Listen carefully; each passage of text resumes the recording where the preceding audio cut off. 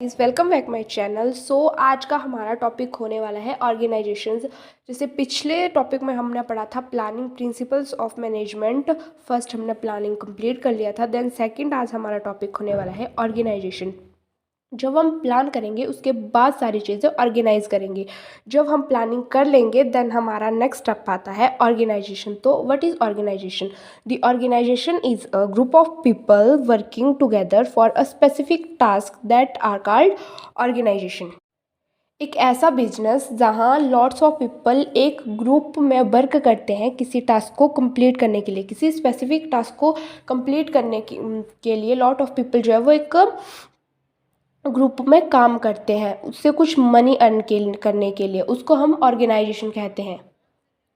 तो ऑर्गेनाइजेशन का एक सिंपल मीनिंग है to organise the activities and establishing an organisation structure to execute the plan.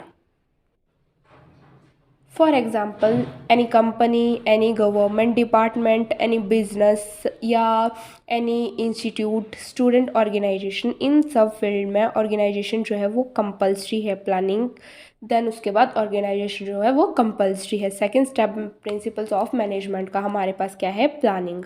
Planning हमने पढ़ लिया कि प्लानिंग होती क्या है। देन हम पढ़ने वाले हैं essential components of organisations. First है have a distinct purpose. Because तमाम लोग, लॉट ऑफ पीपल जो होते हैं किसी एक गोल को अचीव करने के लिए इकट्ठा हुए होते हैं। सेकंड है composed of people. Composed of people means कोई एक पर्सन ऑर्गेनाइजेशन नहीं बना सकता। कोई एक पर्सन जो है वो अकेले किसी बिजनेस को नहीं कंप्लीट कर सकता, किसी बिजनेस को नहीं चला सकता। इसमें कंपोज्ड ऑफ पीपल, इसमें दो या दो से ज़्यादा लोगों की ज़रूरत होती है जो मिलके काम करते हैं। देन लास्ट वन हमारे पास है have a deliverable structure. Then essential components organisation के हमने पढ़ लिए। थर्ड जो हमारा टॉपिक है वो है ऑर्गेनाइजेशन स्ट्रक्चर। एक ऑर्गेनाइजेशन जो होती है उसका स्ट्रक्चर कैसे होगा। जैसे ये पिक्चर्स मैं आपको दिखा रही हूँ, ये ऑर्गेनाइजेशन का स्ट्रक्चर है कि एक कोई मैनेजर होता है, उसके सब डिपार्टमेंट्स होते हैं, सब ऑर्डिनेट्स होते हैं, देन उनके अलग से सब ऑर्डिनेट्स होते हैं। वैसे एक ऑर्गेनाइजेशन स्ट्रक्चर जो है वो डिफाइन होता है।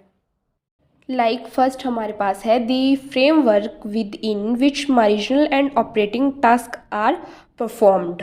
मीन्स ये वो फ्रेमवर्क होता है जहाँ डिफरेंट ऑपरेटिंग एक्टिविटीज़ डिवाइड होती हैं अमंग डिफरेंट जॉब पोजीशंस, जिसमें जितनी भी ऑर्गेनाइजेशन की एक्टिविटीज़ होती हैं वो इसमें डिवाइड होती हैं।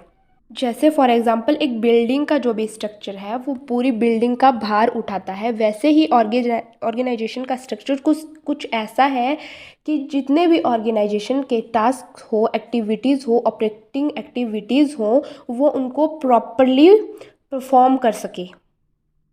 Decide the framework of working, मतलब हमारे काम का जो भी फ्रेमवर्क है उसको हम सारे को डिसाइड करते हैं। How many units and sub units of department, how many parts of designation are each department, कि हम डिसाइड करते हैं कि हमारी ऑर्गेनाइजेशन कैसी होनी चाहिए, उसका स्ट्रक्चर कैसा होना चाहिए, हम वो डिसाइड करते हैं।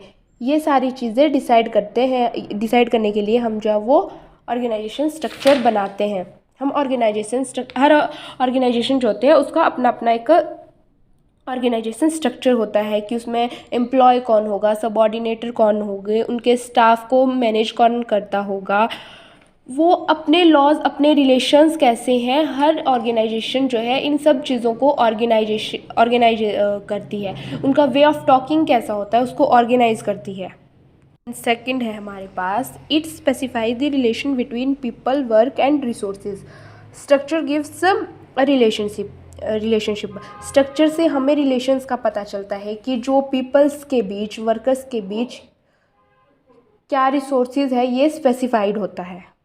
देन नेक्स्ट है good organisation structure should be dynamic so that it can change and adjust as per situation and business environment. Organisation structure है वो डायनामिक है, उसके चारों तरफ बिजनेस एनवायरनमेंट है, दैट इज़ डायनामिक, वो चेंज होता रहता है, इसलिए इसको टाइम टू टाइम रिव्यू करने की ज़रूरत है, मॉडिफाई करने की ज़रूरत है। अगर किसी ऑर्गेनाइजेशन का स्ट्रक्चर रॉन्ग हो गया तो या किसी ऑर्गेनाइजेशन का स्ट्रक्चर है वो गलत बन गया, then it can badly effect the performance of organisation, even destroy कर सकता है किसी भी ऑर्गेनाइजेशन को। This is the importance of organisation structure. किसी भी जो बिजनेस है या फिर कंपनी है उसके लिए ऑर्गेनाइजेशन का होना बहुत ही इम्पॉर्टेंट है, क्योंकि अगर ऑर्गेनाइजेशन स्ट्रक्चर नहीं है या फिर गलत है तो वो बैडली इफ़ेक्ट करता है हमारी ऑर्गेनाइजेशन को। देन थर्ड टॉपिक हमारा है बेनिफिट्स ऑफ ऑर्गेनाइजेशन। ऑर्गेनाइजेशन जो है हमारी उसके बेनिफिट्स क्या है। First benefit, ensure a smooth flow of communication and better control over the operation of a business enterprise. Means अगर किसी बड़ी ऑर्गेनाइजेशन का स्ट्रक्चर है then it ensure a smooth flow of communication, यानी डिफरेंट जो position है किसी firm की उनमें क्या है, स्मूथ फ्लो ऑफ कम्युनिकेशन है, यानी कम्युनिकेशन बहुत आसानी से हो पाता है, बेटर कंट्रोल हो पाता है over the operations of business enterprise. Okay, then next है हमारे पास provide the framework which enable the enterprise to function as an integrated unity by regulating and coordination. So organisation structure जो है ये एक ऑर्गेनाइजेशन जो है ये एक किसी भी बिजनेस को एक ढांचा प्रोवाइड करती है, एक फ्रेमवर्क प्रोवाइड करती है जिसमें जितने भी रिसोर्सेज है वो इंटीग्रेटेड यूनिट की तरह है, बाइंड होके वो वर्क करते हैं। ये एक कोऑर्डिनेट वे में, रेगुलेटिंग वे में और ऑर्गेनाइजेशन करते हैं।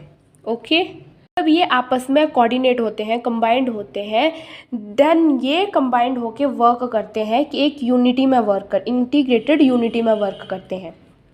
देन नेक्स्ट हमारे पास है टाइप्स ऑफ, लास्ट स्टेप हमारा आता है टाइप्स ऑफ ऑर्गेनाइजेशन। ऑर्गेनाइजेशन जो है there are two type of organisation, formal organisation and informal organisation. So हमारे फॉर्मल ऑर्गेनाइजेशन क्या है कि जब कोई ऑर्गेनाइजेशन फिक्स स्ट्रक्चर के अंतर्गत बनाया गया हो या गवर्नमेंट में रजिस्टर्ड हो तो वो फॉर्मल ऑर्गेनाइजेशन होता है।